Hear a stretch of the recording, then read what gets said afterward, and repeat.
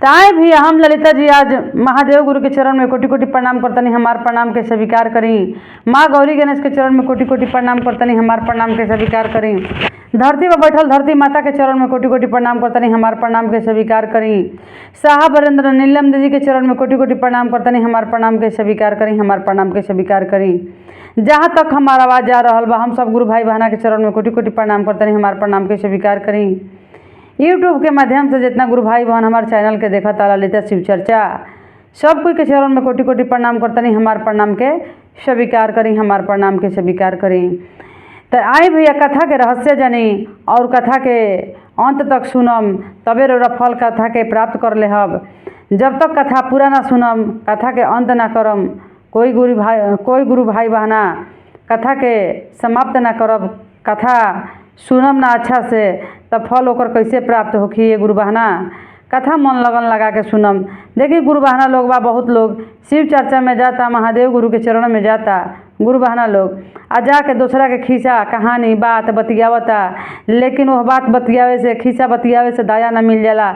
जब तक महादेव गुरु के खीसा ना करो, महादेव गुरु के चर्चा ना करो, महादेव गुरु के बात ना करो, महादेव गुरु से दया ना मांगब तो कैसे, जब कार्य ना करब जब काम ना करब तो फल कहाँ से मिली। गुरु बहना इससे अच्छा बा कि अपन जाई चर्चा में तो 3 घंटा 2 घंटा 1 घंटा जितने समय बा उतने देरी रोरा बैठी, लेकिन अपन ध्यान लगा के महादेव गुरु के चरण में बैठा रही।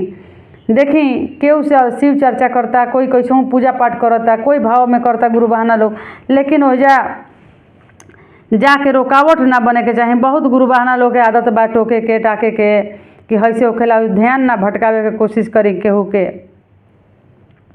ध्यान ना भटके दही, अपन भी ध्यान लगाए दूसरों के लागे दही। बहुत गुरु बहना लोग के आदत बा कि पट पट टोकी है पूजा करत खानी आ जहाँ चुगली होखला तहाँ मन लगा के सुने ली गुरु बहना लोग। तो ये सब ना होके के चाहिए गुरु बहना। देखी कथा बा कि एगो गांव में, देखी कथा बा कि एगो शिष्या रही, बहुत धर्मात्मा रही, धर्म के रही, अपन सारा जीवन महादेव गुरु के चरण में अर्पित कर देले रही। उठते सुतते महादेव गुरु के ध्यान में ही रहत रही, ध्यान में ही रहत रही। लोग दुनिया कहाँ जाता का करता वो से उनकरा मतलब ना रहत रहे, मतलब रहत रहे तो महादेव गुरु से मतलब रहत रहे। उनकर बहू रही जा 3 जानी, तीनों जाने के अंत में ओह लोग के गलती के कारण कुछ सजा भी मिलल बा। एह कथा में समझावल जाता, कथा सुनम अंत में पता चली कि वो लोग भगवान महादेव के चरण में उनकरा भोग में गोबर के भोग लगा देले रही जा। ओह लोग के दंड मिल रहे तीनों पते ओह लोग के। यही कथा में बतावल जाई, कथा अंत तक सुनम, मन लगा के कथा सुनम। ये गुरु बहना देखी गुरु बहना लोग एगो गांव में एगो शिष्या रहत रही। गुरु बहना बहुत धर्मात्मा रही, धर्म के रही, बहुत धर्म के रही। उड़ सूद के भगवान के मंदिर में ही जात रही, भगवान के चरण धोवत रही, भगवान के चरण धो के ही कोनो कार्य करी हैं, जाके चरण धोवत रही भगवान के और अपना घर में आई हैं। फिर अपन जौन काम धंधा बनत रहे तौन करत रही, फिर बाबा के दरबार में ही जात रही। 4 गो सखी ने बतियाओ, 4 गो सखी ने बतियाओ, लेकिन उनका दुनिया से मतलब ना रहत रहे। मतलब रहत रहे तो भगवान से ही मतलब रहत रहे। बाबा के दरबार में जाके पहुंच जात रही। शिष्या कहीं भी चर्चा होके आवाज़ सुनो सो चर्चा में चल जात रही आ जाके चर्चा अपना गुरु जी के कार्य अपना बड़ा मन लगा के करत रही। एक समय के बात है कि सब गुरु बहना लोग कहे लागल कि ये गुरु बहना अब चर्चा करते सुनते तहार शरीर बहुत बुढ़ापा आ गइल बा, अब बुढ़ा गइलू, एक दिन भी अपना घर में तू शिव चर्चा ना रखलू, तू शिव चर्चा अपना घर में रख, हमनियों को तोहरा घरे आबि जा।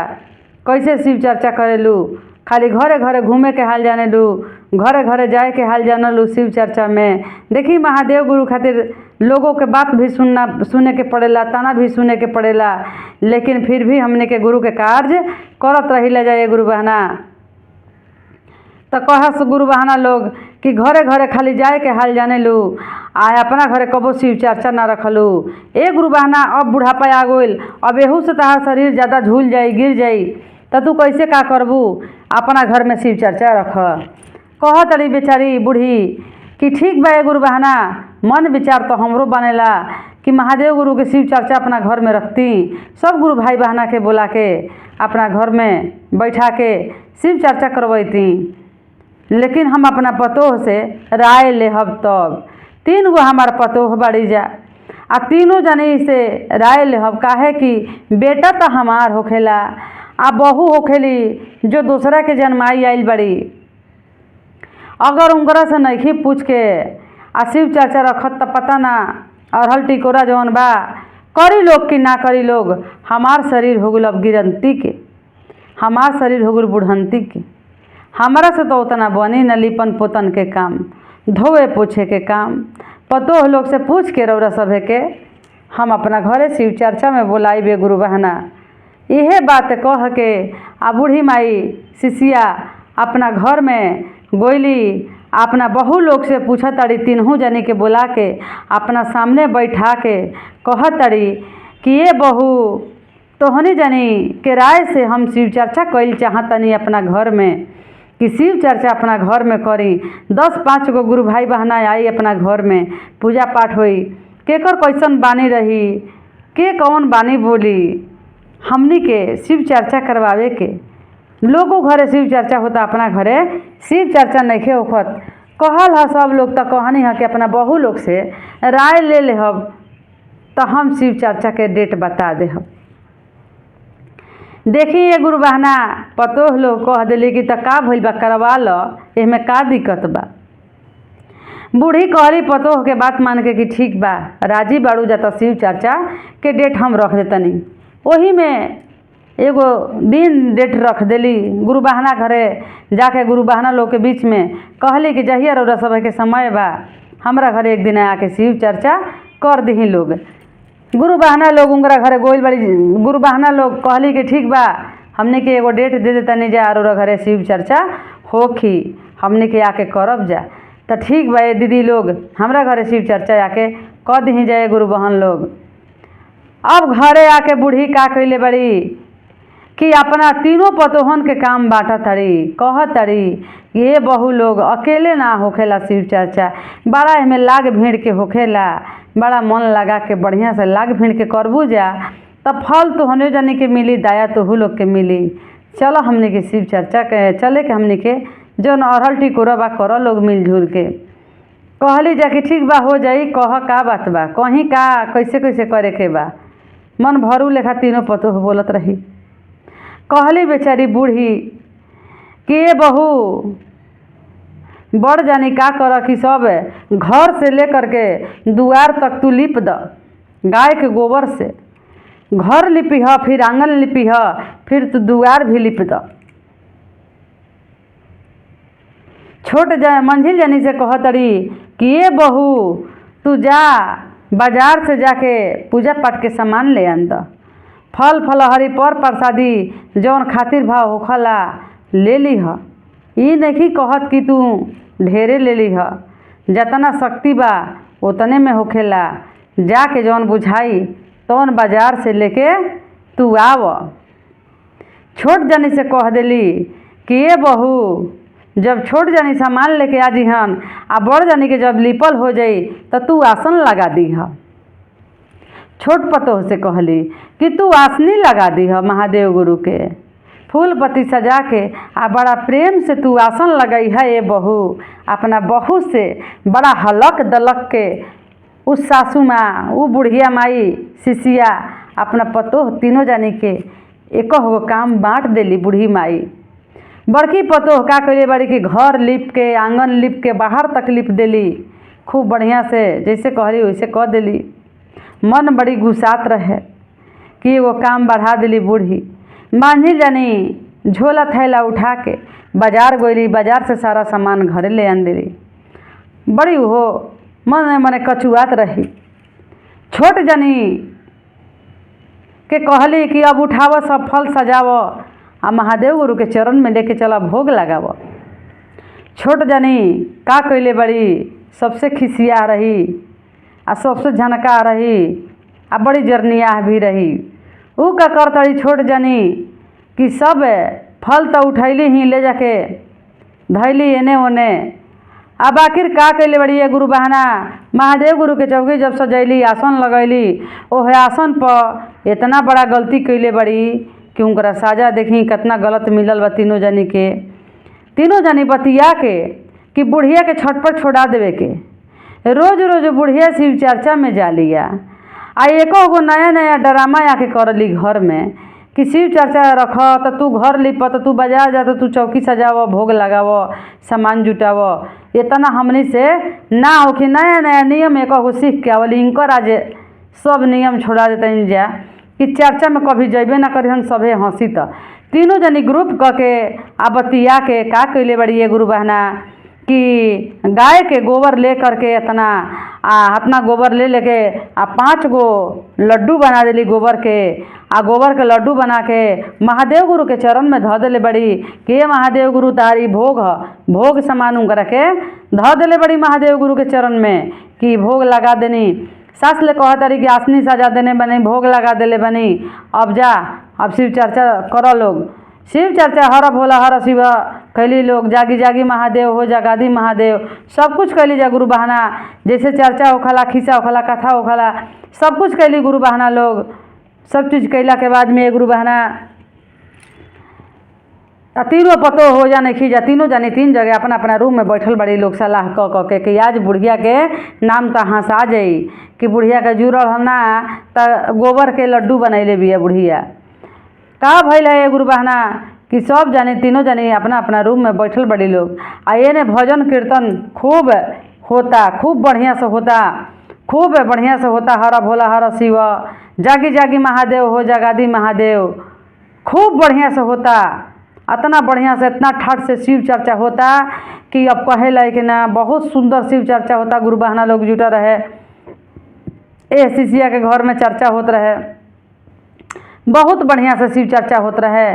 सब चीज़ भइल, कथा पूजा चर्चा भजन कीर्तन सब कुछ भइले गुरु बहना। फिर का भइल बा कि प्रसादी के समय आ गइल बा, आरती हो गइल, विराम हो गइल। भइल कि अब प्रसादी के बाटी बुलाव तड़ी बूढ़ी अपना तीनों पतोहन के कि ये बहू बड़को केने बड़ू आव हई प्रसादी लगा के बाँट ल। बड़ जानी कह तड़ी कि हमार शरीर अब काम नहीं करत, हम प्रसादी बाटे ना आइब, हम चौकी ना छुअब। काहे कि हम बहुत थक गइल बनी, घर लिपनी, आंगन लिपनी, बाहर लिपनी, हमारा अब शक्ति शरीर में नइखे रह गइल कि तहार प्रसादी बाटे आई। तब चिड़ैल बड़ी मंझिल जानी के ये बहू मंझिलो आजा, आके तनी प्रसादी बाँट ल, बाँट द गुरु बहना लोग के। मंझिल जानी कह तरी कि हमारा समय टाइम नइखे कि हम तहार प्रसादी बाँटे आई। हम इतना दूर से प्रसादी सब ले आईनी खरीद के तारा भोग लगे, हमार बड़ा मन थक गइल बा। छोट जानी से कहली ए छोटको तू कहाँ बाड़ू, आव प्रसादी लगा के गुरु बहना लोग के बाँट द। आरती हो गई, सब जानी घरे चल जाइ हैं। कह तरी कि ये माजी हम तो चौकी सजावत सजावत, चौकी सरियावत सरियावत, भोग लगावत लगावत एकदम थक गइल बनी। हमारा बस के बात नहीं खे कि हेतना लोग के हम प्रसादी बाँटी। कहले बड़ी बेचारी बूढ़ी कि कोई बात ना ये बहू, जितना गुरु बहना लोग आइल बा महादेव गुरु में, सब कोई लाग भीड़ के मन तन से करेला शिव चर्चा। ये गुरु बहना लोग हाथे पाथे सब कोई मिल के आ सब कोई प्रसादी लगाव लोग, आ सब जानी प्रसादी अपने में बाँट ली जा। हमार पतो थक गइल बड़ी सब, तो रौरा सब अपने से बाँटी करिए गुरु बहना लोग। गुरु बहना लोग का कैले बा कि कोई प्रसादी काटता, कोई प्रसादी सरियावता, कोई प्रसादी बाँटता। सब गुरु बहना लोग प्रसादी उठा के लेके अली महादेव गुरु के चरण से। कोई प्रसादी काटता, कोई प्रसादी बाँटता, कोई वही में प्रसादी लेता। आ देखिए गुरु बहना जौन गोबर के भोग लगैले रही लड्डू बना बना के, उ तो इतना सुंदर ना लड्डू हो गइल मोतीचूर, इतना सुंदर मकुदाना हो गइल, बड़ा बड़ा बेदाम हो गइल, मकुदाना हो गइल। अब वो लड्डू के कहे के ना रहे, 5 रंग के मिठाई बन गइल। 5 रंग के 5 गो लड्डू धले रही जा, 5 रंग के मिठाई बन गइल, खोआ मलाई सब बन गइल। देखी पंचमेवा भी बन गइल, उहे मिठाई सब चीज़ बन गइल। खूब ठाठ से भोग लागल महादेव गुरु के।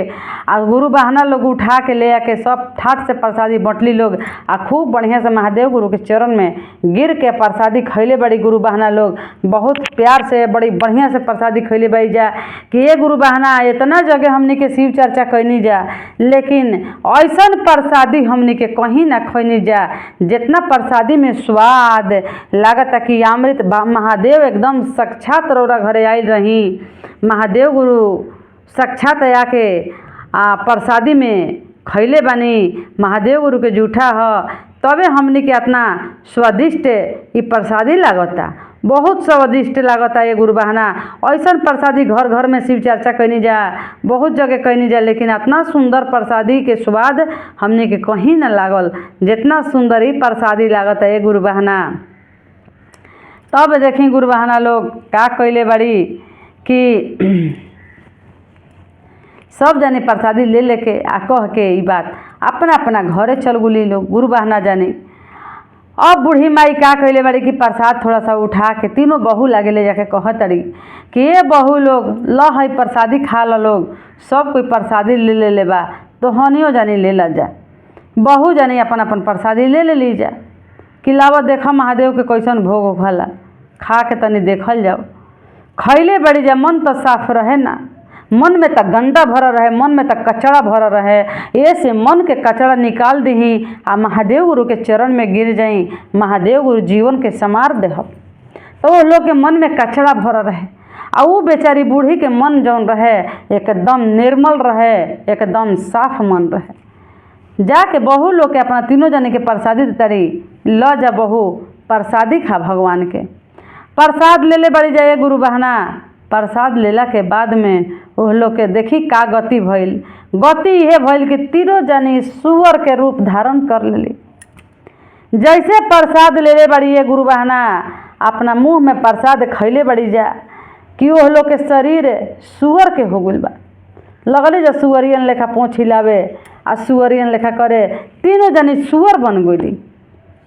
जब तीनों जनी सुअर बन गइली जा तो अब जे बूढ़ी रही उनकरा खड़े खड़े खड़ मुड़की ले लेलस। अब वो ना हिला तड़ी, ना डोला तड़ी, ना चला तड़ी, ना फिला तड़ी। 5 मिनट खातिर उनकर बोली बंद हो गई रहे कि ई का अनर्थ हो गइल, हमरा घर में शिव चर्चा भइल ह, आज तक शिव चर्चा रखले ना रही। बेचारी देखी कहाँ कमी रहेला, कहाँ गलत रहेला, अनहोनी हो जाला गुरु बहाना लोग। तो कोई ई ना सोचेला कि कौन कमी के कारण भइल ह, लेकिन ये आदमी जरूर बात कर दिहन कि हमरा घरे कहियो चर्चा ना भई रहे, कहियो हमरा घरे पूजा ना भई रहे, दिक्कत काहे पहुँच गइल, कौना कारण से पहुँच गइल, अब ना करवाई। सीधे आदमी ने एह पर जाई, ई ना कहेला आदमी कि कौन कारण से केकरा से का कसूर भइल बा, केकरा से का गलती भइल बा। वो गलती के खोजी ना लोग, सीधे भगवान पर गलती ठहरा दी लोग। तसही गुरु बहाना कहतरी कि आज तक हम शिव चर्चा अपना घर में ना रखले रही, आज हम शिव चर्चा रखनी आ देखा हमार तीनों पतो कैसन सुंदर सुंदर रहे आ कैसन सुअर बन गइल हमार तीनों पतो। अब हम का करी, हमार बेटा अइहसन कमा कमा के तो हमारा के घाटी दिहसन कि माई घर में रहल तू शिव चर्चा में जालू, घर में चर्चा करवा के हमनी के मेहरानू के सब का बना देलू अपना तीनों पतोहन के।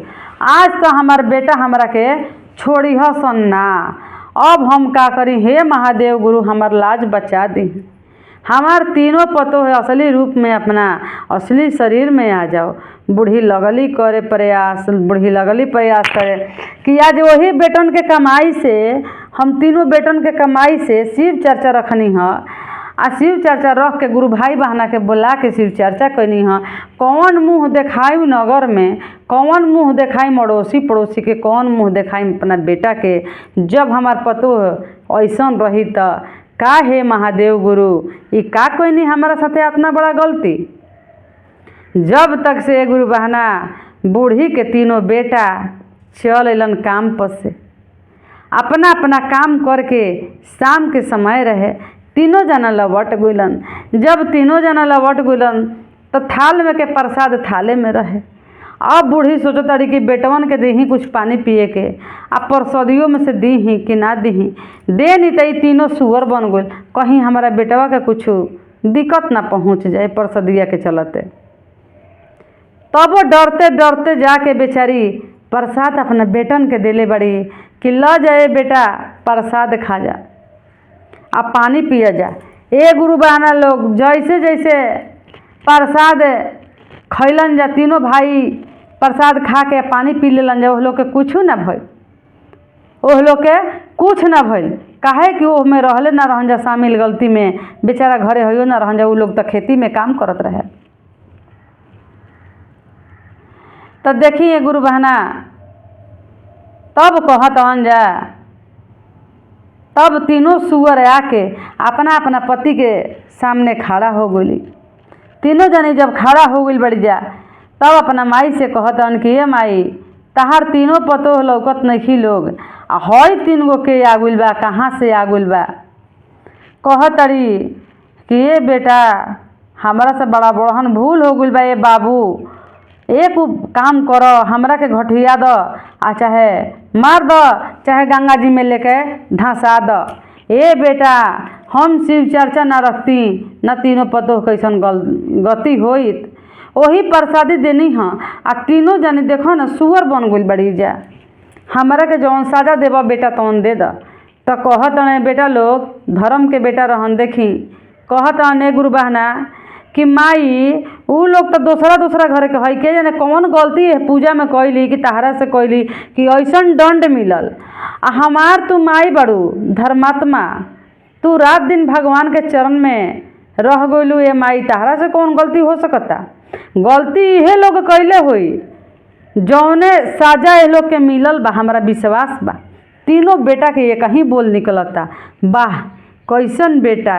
ये गुरु बहना तीनों बेटा के एक ही बोल निकलता कि ना ये माई तू कसूर नहीं खू, तहार गलती नहीं खे, तहरा में कोनो कसूर नहीं खे, कसूर तो ये लोग में होई, यही से ये लोग के ऐसा ऐसा शरीर मिल गई है।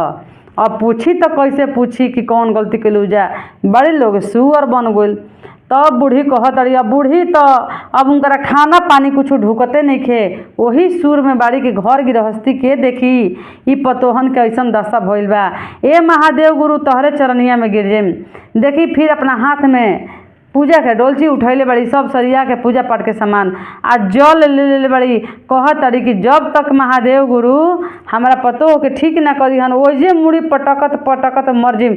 जबे हमार पतो ठीक होई सन, अपना अपना भेष रूप में अह सन, तबे हम वो मंदिर से आइब, ना तो वही जे जान प्राण त्याग देहब।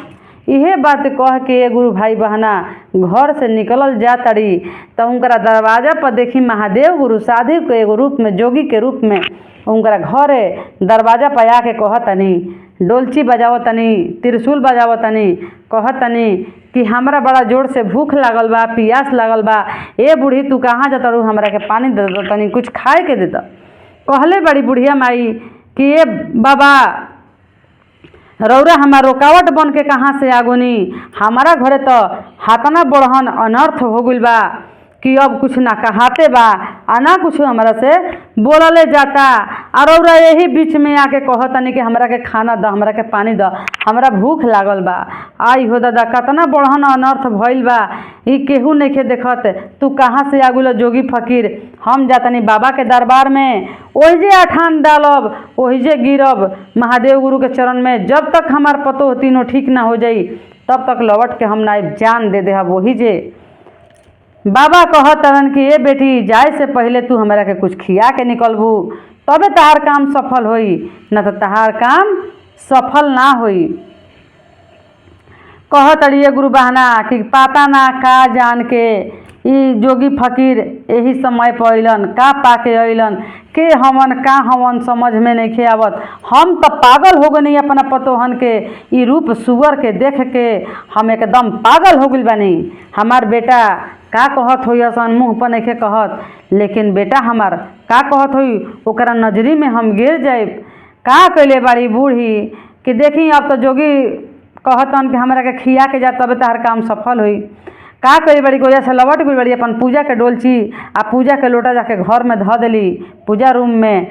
आ देखी ये गुरु बहना खूब ठाट से खीर बनैले बड़ी, आ खीर बना के स्वादिष्ट खीर बना के आ एगो थलिया में खीर निकाल ले बड़ी, आ 1 लोटा जल ले जाके आ जोगी महाराज के दिले बड़ी।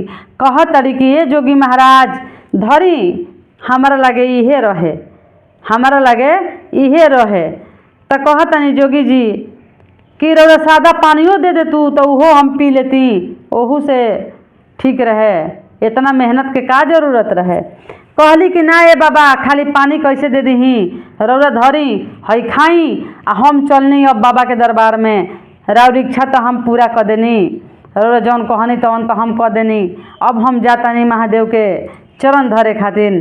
तो कहतनी महादेव गुरु जोगी के रूप में जे रही कि अभी थोड़ी सा रुक जा, हमारा के तहार स्वादिष्ट जौन खीर बा वो खा लेवे द, तो तू जई ह आ हमारा के पानी पी लेवे द, काहे कि बड़ा जोर से प्यास लागल बा।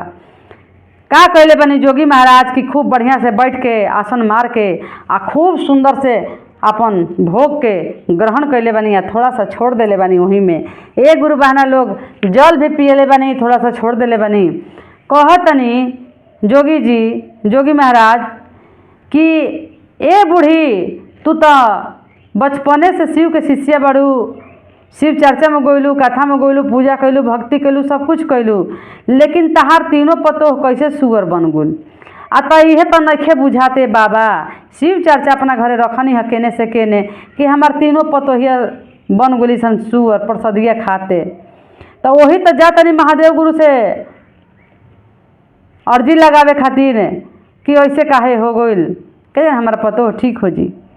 तो कहतनी जोगी महाराज की तारा पतोह से जरूर कसूर कोनो भइल बा, गलती भइल बा, यही के कारण लोग के ई सजा मिलल ह। कोनो इंसान होके जब गलती करला ओकरा सजा ना मिली तो ओकरा ज्ञान कैसे होखी, संसार के ज्ञान कैसे मिली कि दुनिया में गलती के सजा का होखेला। इसे गलत ना करे के चाही, केहू के प्रति गलत ना सोचे के चाही। आ एकनी के तो बहुत बड़ा अनर्थ कैले वैसा नहीं बात हम ना बताई, तू अपना पतोह से ही बोला के पूछ। तो कहतरी बूढ़ी कि हमार पतोह बोला ही लायक नहीं के, तो बोला के पूछी का, तो सुअर के रूप ले ले बाईसन। कहनी महादेव जोगी जी बोलाव आ बोला के आ बैठाव है ने, हम पूछतनी ओह लोग से। बोलैले बड़ी बूढ़ी माई तीनों पतोह के आ बोला के आ देखी ये गुरु बहना जब बोला के जैसे ले के आयल बड़ी, तीनों जनी एक लाइन से तीनों जनी खड़ा हो गुली जा। तीनों जनी जब खड़ा भइल बड़ी जा तो ई का कैले बनी जोगी कि अपना लोटा के जल हो तीनों जनी के देह पर मुँह पर छिड़क देले बनी। एक बाद में कहले बनी कि बूढ़ी से कि ल है तनी तनी पिला द, अपन जूठा खाना बा जौन कहले बनी कि तनी तनी खिला दे लोग के। जब खैले बड़ी जाता एकदम अपना अपना शरीर में तीनों बहू उनकर आ गोली, तीनों बहू आके आ खड़े अपना सास के चरण में गिरत रही।